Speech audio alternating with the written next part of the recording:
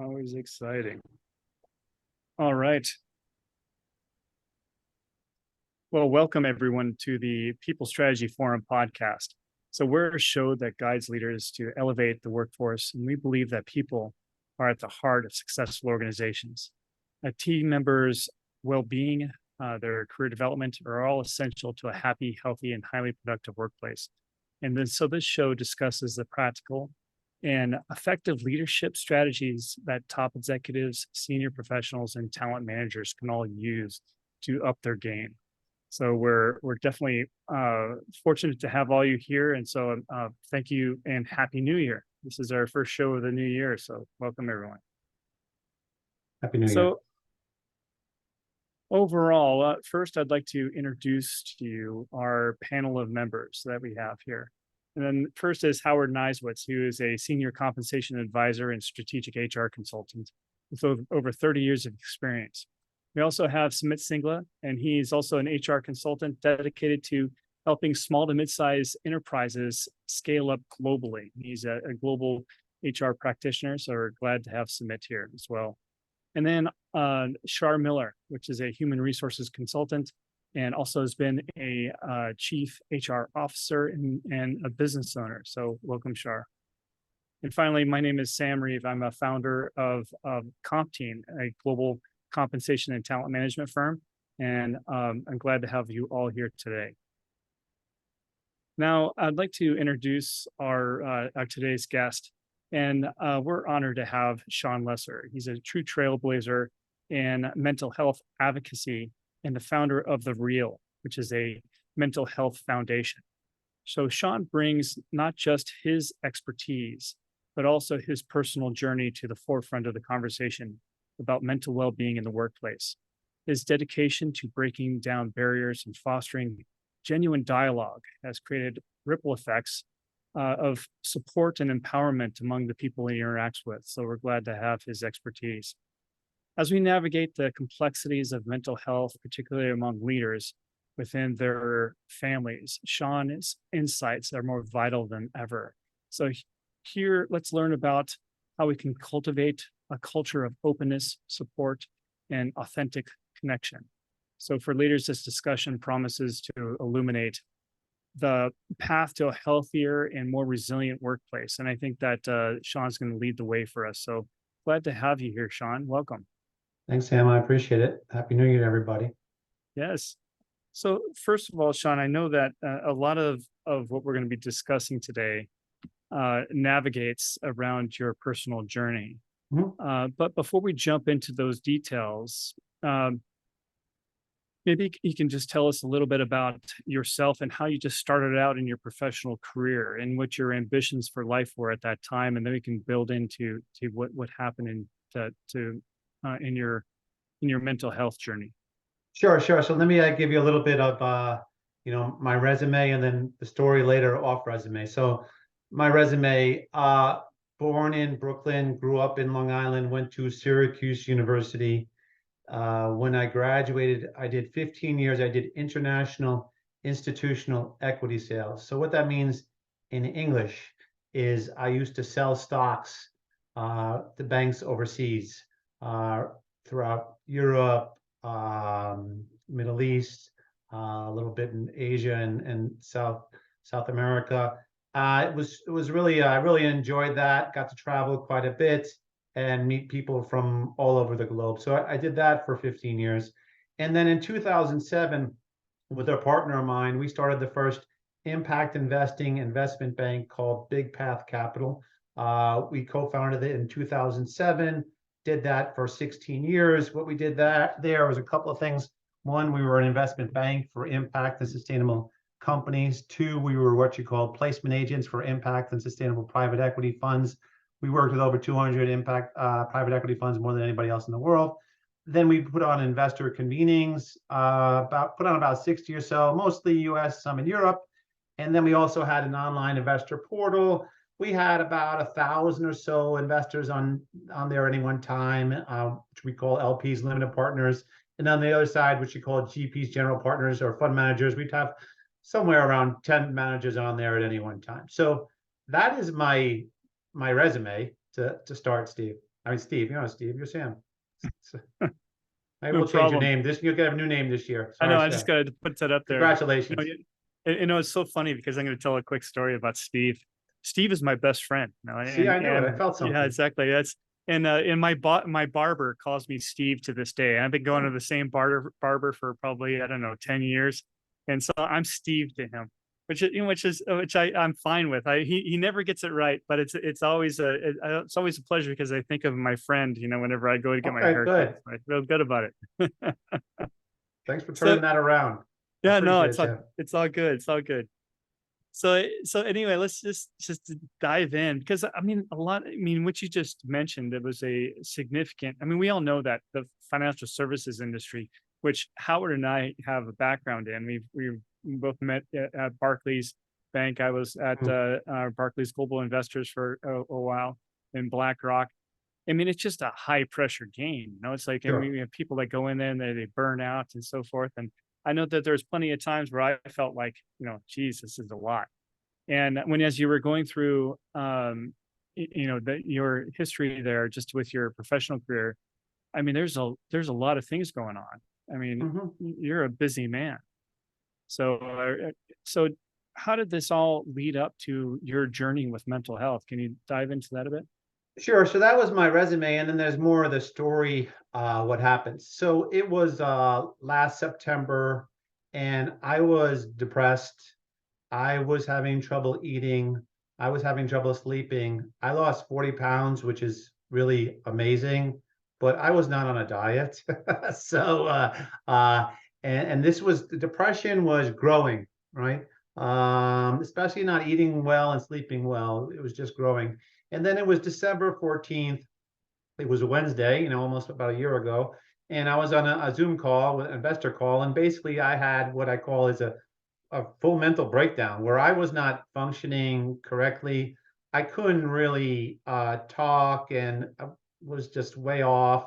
And I was also suicidal, telling my wife, I don't want to be here anymore. Please, freaking kill me. So, most wives don't want to hear that, Sam. Some might, but my wife didn't. Yeah, I know that's got to be quite a shock when you hear a spouse say there is, especially when and we're early on in our relationships. I mean, we think of each other as our rock, right? And then you hear of something and I don't know, it creates a sense of fear. So is that how it happened to you? I think there was total sense of fear. I mean, obviously for myself, for my wife, I also have a 15 and 16-year-old. So when you're in that kind of head and it's a dark place, it is fearful for everyone, including your family, your friends. It doesn't discriminate. There's just, what's going to happen next. Um, so let me tell you what happened next. So, when I was in that state on December 14th, and it grew. It wasn't just like I was in that state, it just happened, but it like a balloon popping. So what do you do? Who do you talk to? Where do you go? Where's the manual, right? So we went to the emergency ward. I live here in Atlanta, so we went to Emory, went to the emergency ward, and then they rolled out someone on a Zoom machine, basically, and they were talking to me, and they said, "Do you want to go to the psych ward?"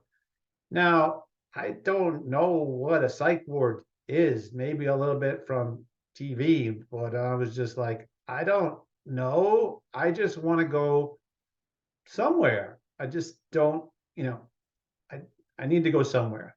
So I ended up checking myself into the psych ward in Atlanta.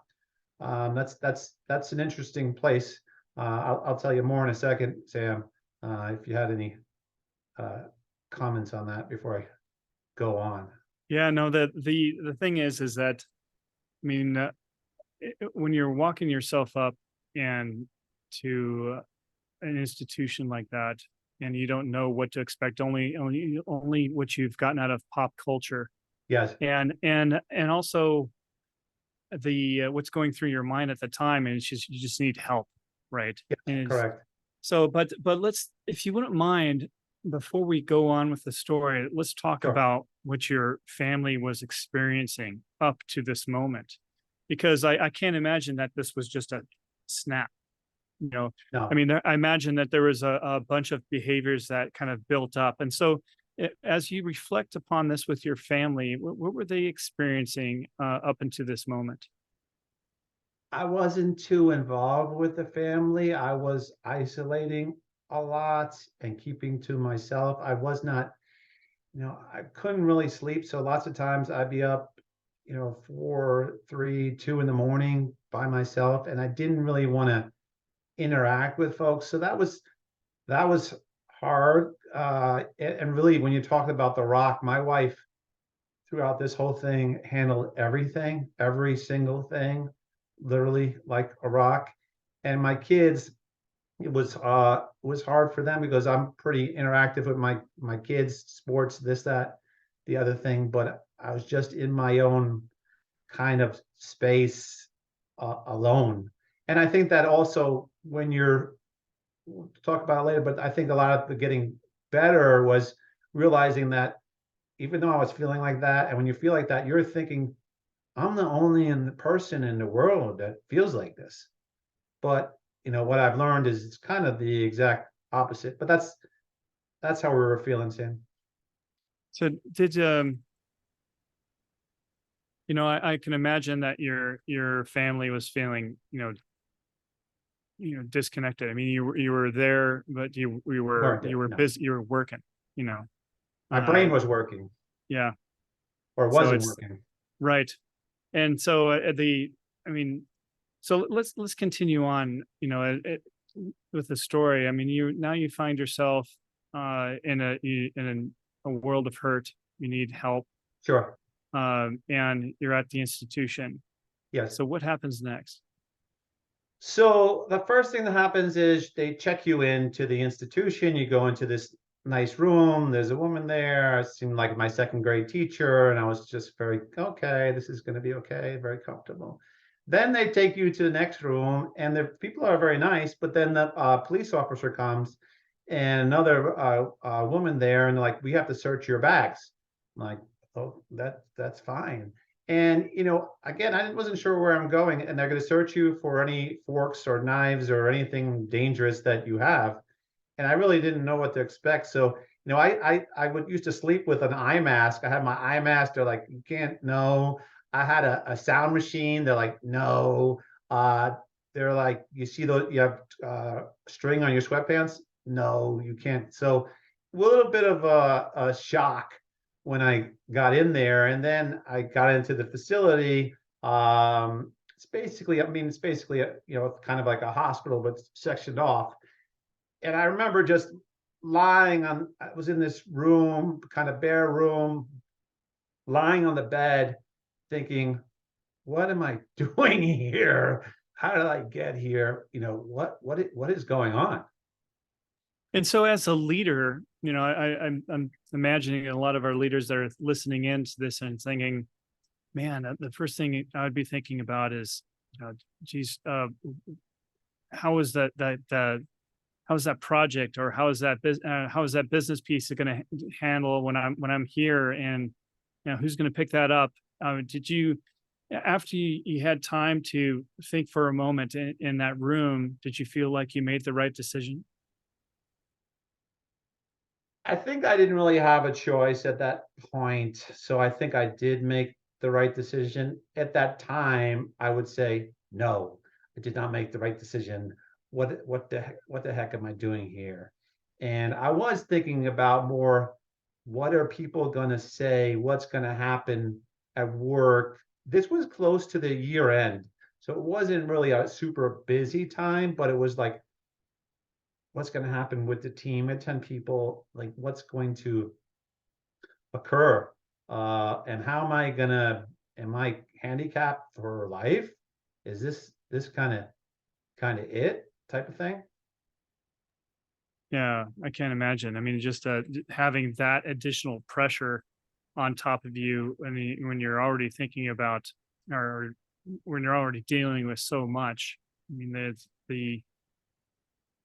I think that, and how long ago was this, Sean? This It was occurred? last year. It was Oh, about this time last last year. year. It was, So it it's was very, very yeah. fresh. Yes, And yes, I think that when we're thinking about mental health and just the past 5 years in perspective, I think that there's been leaps and bounds of how people perceive mental health compared to what we perceived it as 20 years ago, 10 years ago, as a sign of weakness, a sign of, you know, it's going to have a huge impact on you're never going to work again in the same capacity, right, right. so did that stuff, I mean, I know you just mentioned, am I going to recover?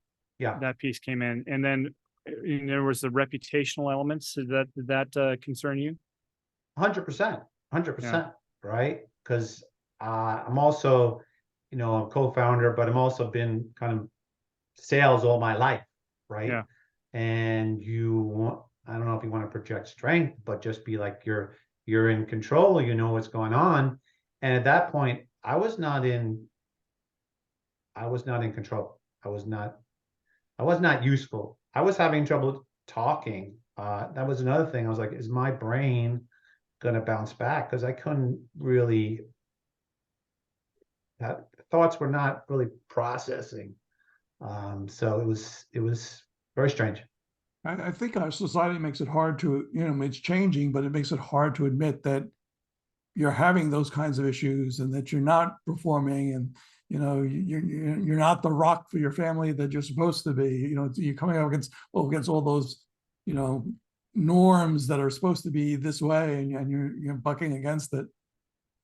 No, no, Howard, for sure, you're thinking that way in your mind, and that's also what I'm trying to do with the foundation, is to break that down. Because on that, let's just use an example. Let's say I broke my arm, right? I go to the hospital, I come back, people will be signing my cast. you know, now I'm going to say in simple terms, I broke my brain, and now I got to go hide in the corner. Right. Um, why? Both temporary things, both parts of your body, and things Mm-hmm. things break down. This is normal, and I'll just add, talking about this is normal. So on this journey, I've had probably now close to 400 conversations with different people, all makes and models and of folks, a lot of finance people, especially. And mental health is never 1 degree away. It's always half a degree or 0 degrees away from everyone. So if it's not that specific person, they're going to tell me about their coworker, their child, their mom, their dad, whatever it is. This basically it touches everyone, and it doesn't differentiate between kind of age, race, creed. It doesn't care. It's that's what I've seen. what are your thoughts there, Sumit? So one, I was thinking, I think that's a very apt example of a broken finger or a broken hand versus mental health. Um, One question I have is, do you think it's also because we throw around words related to mental health very easily? So I'm anxious, or I've got terrible anxiety that my flight would be late, or I'm just depressed about the fact that my favorite football team lost last night. And so when somebody is actually diagnosed with anxiety or depression, we probably don't take it as seriously because, hey, you know what? Everyone's depressed. Go out for a drink, man. You'll be fine.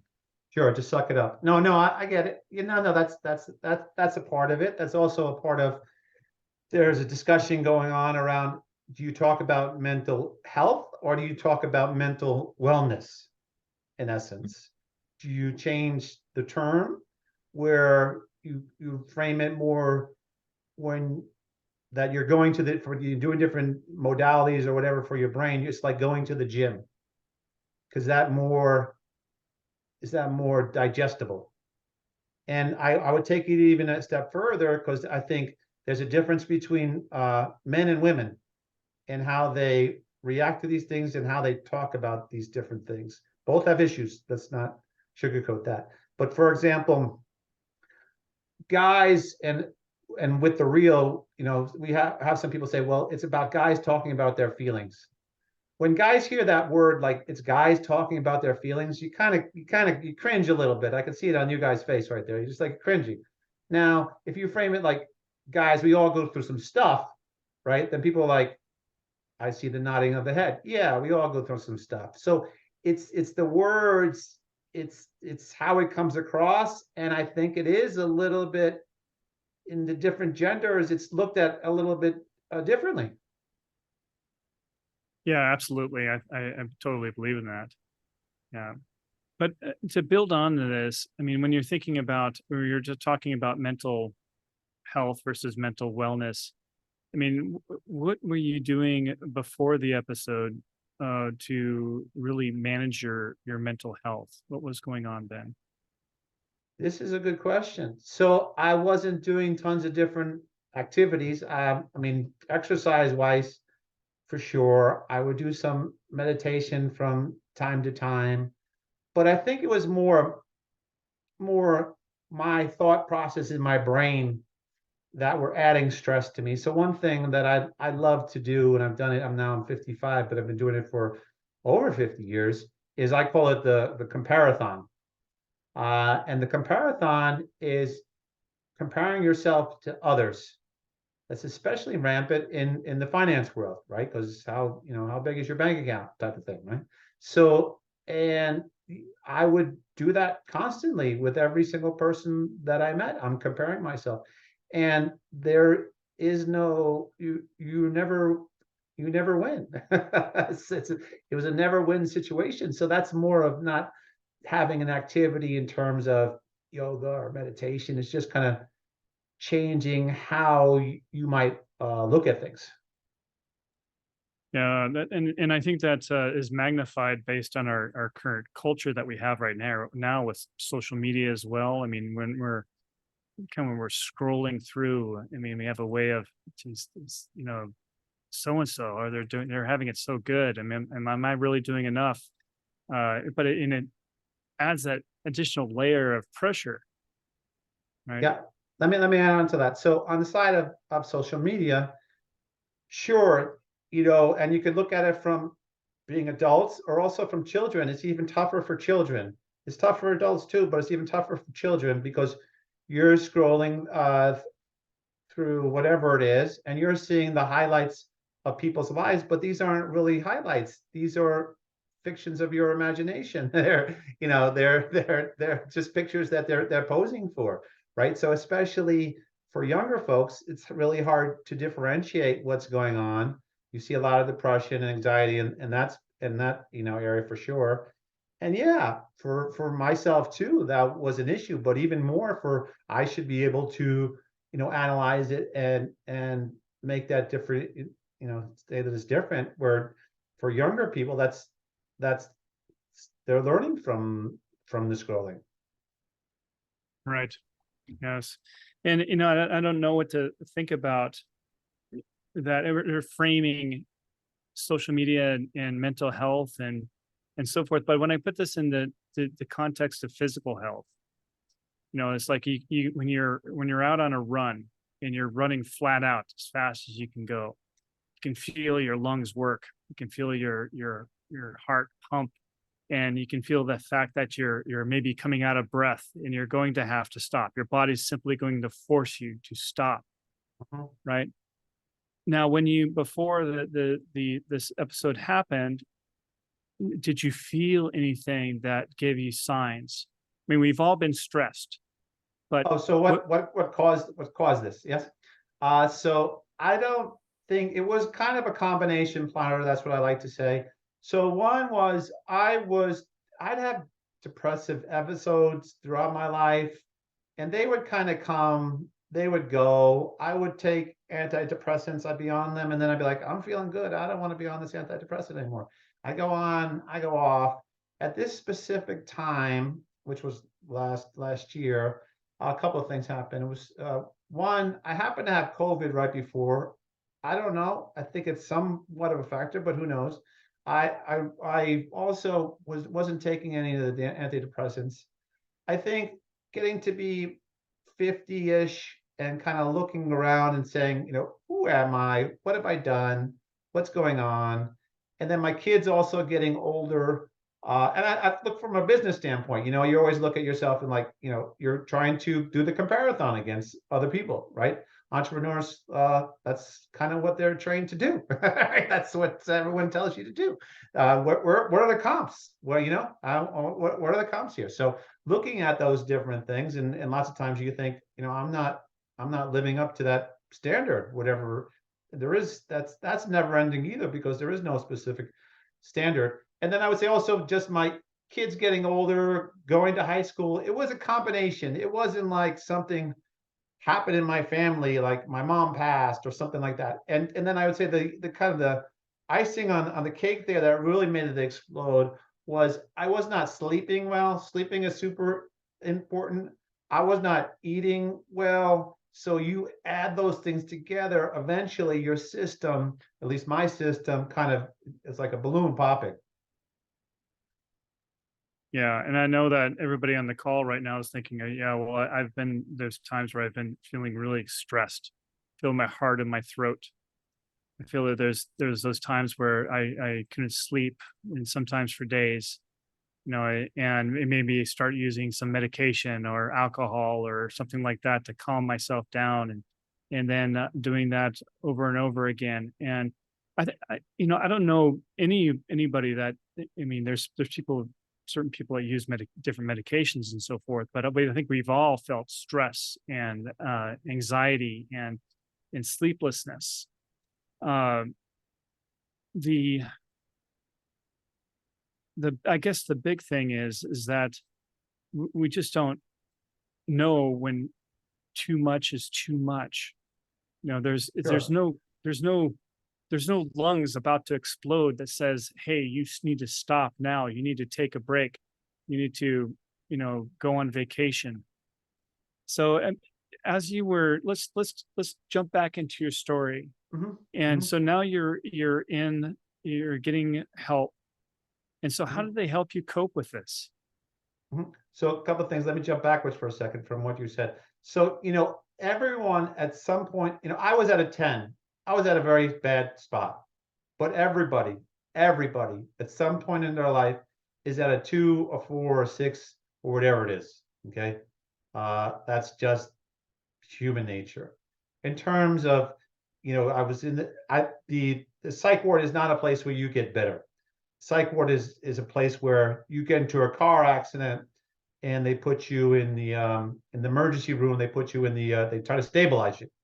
So that's fine. They're going to stabilize you so that you are not a threat to yourself or a threat to others. What really helped me in my journey, and a big part of it is also a big part of our the foundation, and is what we do, was really around conversations and community. There is no like instant fix, but those were two parts. What do I mean by that? I was in the psych ward, but I also went to two other treatment centers, one in Weimar, California, and one other one in Hollywood, Florida, and just met so many people that from all younger, older, that kind of had the same experience that I had, and I'd hear their stories. And then there's something about hearing their stories, and you can relate. You know, it didn't matter if they were 18 or 98, still can relate to their stories. So a big part was having that community, and now having that community at home. And really, that's what we're trying to do with the foundation, is bring people together in a community, because have a safe place where people can talk about these things and you don't feel like you're judged, because a lot of times you're like, I can't talk about this. So that was a big part. And then again, it was hearing the conversations, and from the conversations comes community. Oh, you're right. Sorry, Sam, I got a little off track. So what happened next? So what happened next? I was in the treatment center. So I got out, I went home. So, you know, at that time I was 54, and my wife was home, my kids were there, and then my mom's 82. She came down from Long Island, and they were all on Shawn watch, 24 hours, 12-hour shifts. And then it was January 3rd, and I was like, all right, I'm feeling a little bit better. I'm going to go back to work, right? Now, I had two partners at the firm, and sometimes things don't work out with partners. So I got bought out of my firm, and that's nice. I got some money. But like a lot of people, entrepreneurs, leaders, their, at least my whole identity, my whole life, my whole existence was based around the company. So when that went away, I was already in a depressive state. That was almost like another shock to the system. That kind of you really knocked me down because I was like, who am I without my company? What am I? I'm a loser, right? Because your whole identity is wrapped up in that. Or even that happens with athletes too. They retire and you think it's great, but they're like, I've been doing that for 40 years. What am I now? Yeah. I mean, I've had a friend that I went to high school with, and of course, he centered himself around the athletics Sure. and excelled, was always at the top of his game, and he was a number one wrestler. Mhm. And then, you can't be number one forever, right? Sure, sure, sure. And one day that goes away, and then you have to redefine yourself. And he didn't make it. I Right. mean, he ended his life. Mm. But there's a so how did you turn the corner? How did you redefine your sense of self? Your new sense of purpose? What was the thing that you grabbed onto that helped you? Well, I think for me, it was more trying to, I mean, throwing the reel was a big thing, but listen, the reel might go away, right? I don't know that's going to keep on going. So how do you feel that you're complete with yourself? If you're complete with yourself, it doesn't matter what goes away or it's taken away. So it's trying to understand that I'm already enough with this or without this. I think another big thing is your brain is a thought machine, right? And thoughts are popping up in our brain. I heard 6,000 to 30,000 a day.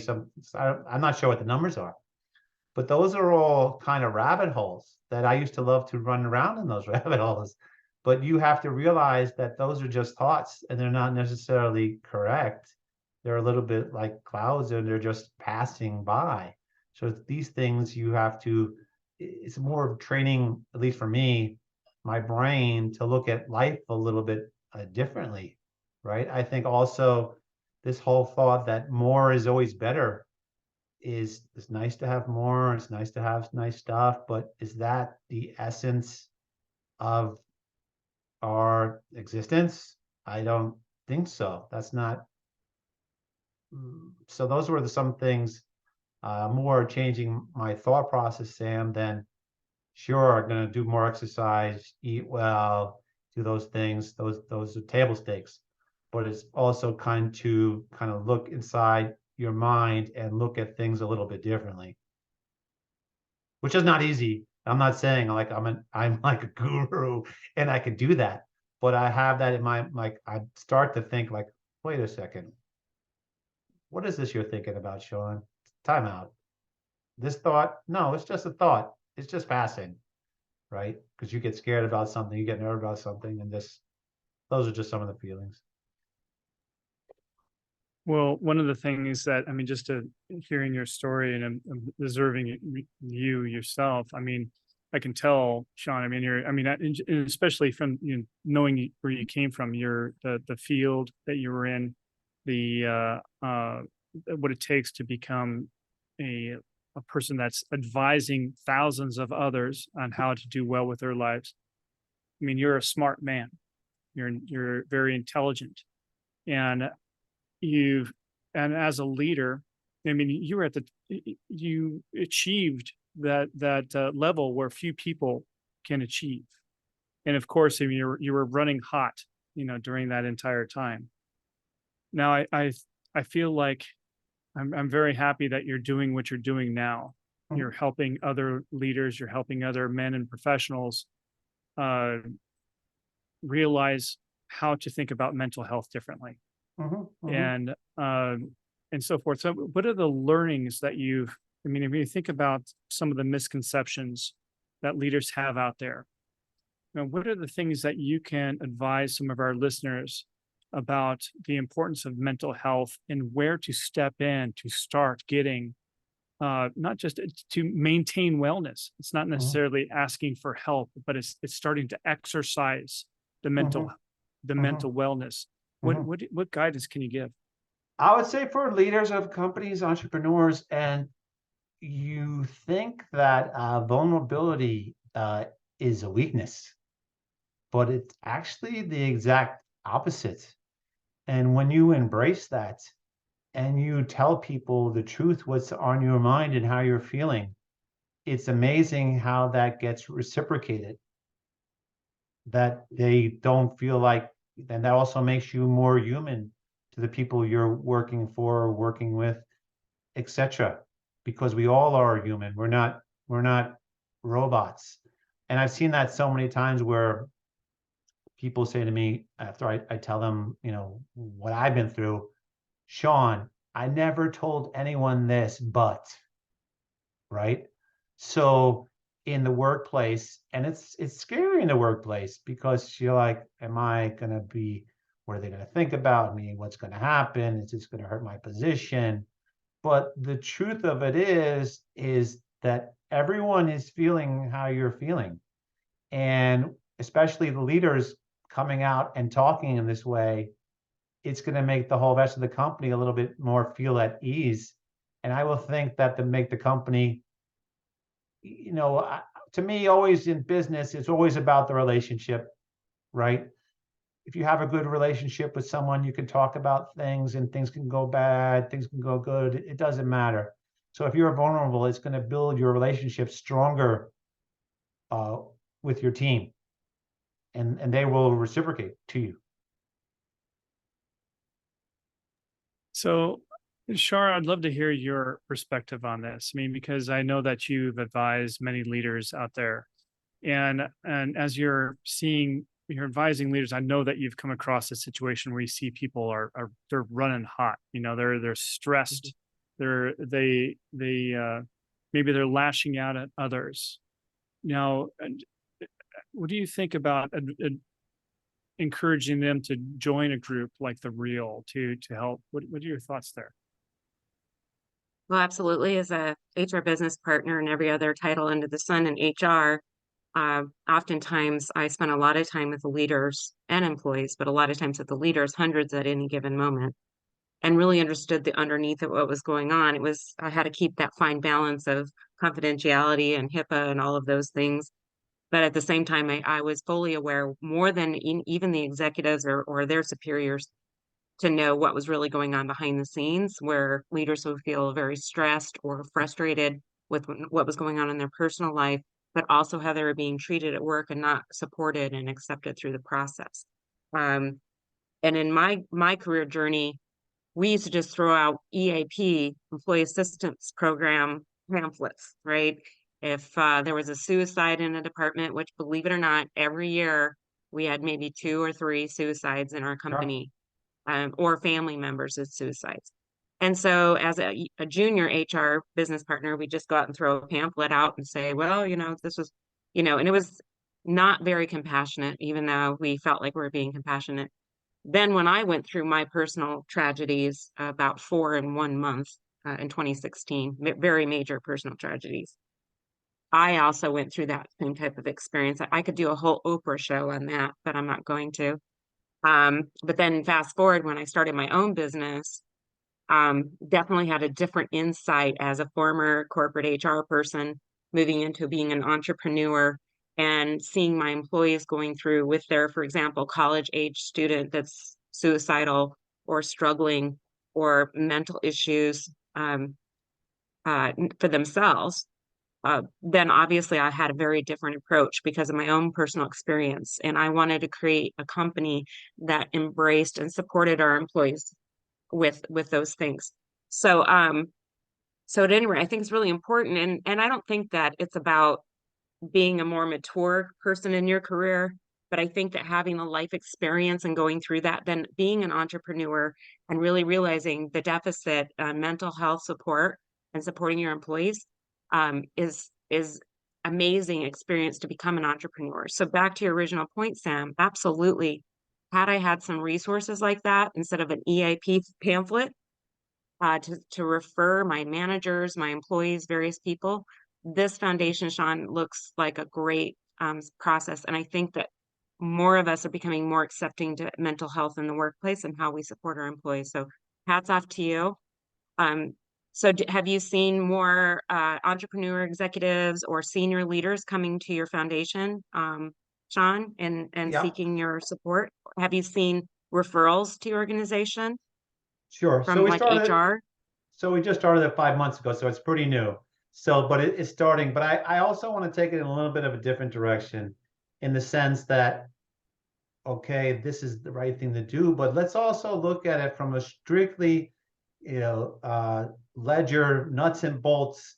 What's also good for business, right? If you look at, it was $1 trillion lost productivity last year on depression and anxiety. 12 Yeah. billion work days were lost, right? So there's not only there's dollars here, right? So how are you going to run your company to attract the talent to not, I didn't take the 12 billion days, but I took a lot of the days off. So how do you, so it's more than this is the right thing to do. This is, it's empathy and all those different things, but just having a successful business, you're dealing with people, that is your main resource. So it makes business sense to also look at it from that point of view, at least to me. Yes, and that's why I agree with you 100%. I always call it, my colleagues here know what I mean when I say HR with a heart. Sure, That's what I mean, HR with a heart, sure. because productivity, all those things that the financial people want to see is all these measures and all these Mhm. executives, everybody, but underneath it all, no one's going to be very productive or be present at work when they're dealing with some emotional trauma or mental issues. So HR with the heart is definitely needed, because even in HR, I'm sorry, colleagues out there, we can become part of the bureaucracy and the politics, and we can lose our sense of compassion and support for our employees. And honestly, that's devastating in our society or globally too. And I would add, it's challenging for HR because there's a lot of rules, there's a lot of regulations, and it's tricky, slope in general, how to navigate all those different things. And then, yeah, you're also looking at the bottom line. So this is not an easy, there's no like, take this bill, this is the fix for mental health. I mean, and drugs are great, Yep. whatever, that's fine. And you know, But a lot of it's people no don't fix. like HR, but they don't understand the struggles we have, Yeah, no, because it's we know the underbelly of the organization. That's what I always felt. We know the underbelly. And yeah, then we know what the expectations of the executives are. We know exactly. we have a boundary. And You're in the it's a middle. challenge. You're in the Yes. middle. And Yeah, yeah. also many of us are worried about our own jobs Of if we course. don't walk that line appropriately. And so we could become experts at political correctness and how to say things nicely and all that jazz, when underneath it all, it's a struggle for HR professionals, which is why I think a lot of HR professionals have a lot of burnout and also Mhm. go through resignations, like many of my colleagues did. Yeah. Absolutely. So Shawn, I'd love to just to hear a little bit more about the program, the Real. I know that you have a podcast. You also have groups that you run, and I believe you're developing an application as well. Can you tell us a little bit about how people can exercise their mental well-being by being part of your program? Sure. So I would say we've only been doing this for 5 months. It's a little bit of a work in progress. So I don't want to overhype it like we have the answer, but I will tell you what it's based on and what we're doing. And I also put some information in the chat there on it. So, and there's a deck on us. So we wrap the foundation around 4 C's. And the foundation is about helping people getting better in mental health through conversations and community, which is just a piece of the pie. But the 4 C's are conversations, community, contributions, and change. So the conversations are, I was giving you a little bit about what we call the real talk, is really kind of like what happened to me. And that's great. I've gonna do that, give that talk. I gave it across the US, I'm going to take it globally. And that's wonderful. One guy telling his story. But how about 10? How about 100? How about 1,000? All makes and models of guys to start, right? And think of the domino effect that that has. So we're wrapping that around our brand. Think of it almost like a TEDx talk style with our own style for the real. So that's one is the conversations. And the more conversations you have, the more the stigma breaks down. Secondly is the community and what you're talking about with the app. So what is the community for? The app is nothing special, but it has 4 special purposes. One, to have a safe place where people can talk about these things and not feel like they're judged. Yeah. 2, we didn't get into it, but I also had a guy named Brent Hurt. He became my mental health sponsor, almost similar to AA where you have a sponsor. So you can find to become a sponsor. 3, it's a place where, you know, when I was in that situation, who, what, where, I didn't know what to do, where to go, who to speak to. So it's a place where eventually you're going to find those answers. Also, people are interested in different modalities from yoga to meditation to mindfulness, host to post, so that they can find information on that. And then finally, and then I'll shut up, is that there's also, we have different events. So we do a thing, for example, done in Atlanta for the last 2 months. It's called the Real Walk. It's really complicated. We'll do it tomorrow, 7 a.m. We walk around a park. We're expanding that to Brooklyn, to Austin, Texas, and other parts of the country where guys are getting together and they're just walking, talking, and hanging out. So those are some of the things that we're doing with the foundation. And thank you for sharing those links. I'll make sure that our listeners get the access to those. But as people that are listening into the podcast that may not meet the links here, what's the best way to get a hold of you and your organization to learn more? Sure. The best way is go to the real.care. That's the real.care. Or just find me on, Shawn Lesser on LinkedIn and just send a message to me. Well, thank you so much, Shawn. I'm really glad that you're doing this. You're delivering this message today, and your braveness and telling your story and being authentic and how you can help others. I think it's so important for this new year and the year ahead, making sure that we're framing things and we know how to be resilient going forward. Thank you. Yes. So you take care and happy new year, and looking forward to learning more about your organization and getting the word out. And stay real. Everybody. Thanks, Howard. Take care, everyone. Thanks, Howard. And we'll Bye-bye. see you next week on the People Strategy Forum. Take care. Bye. Bye.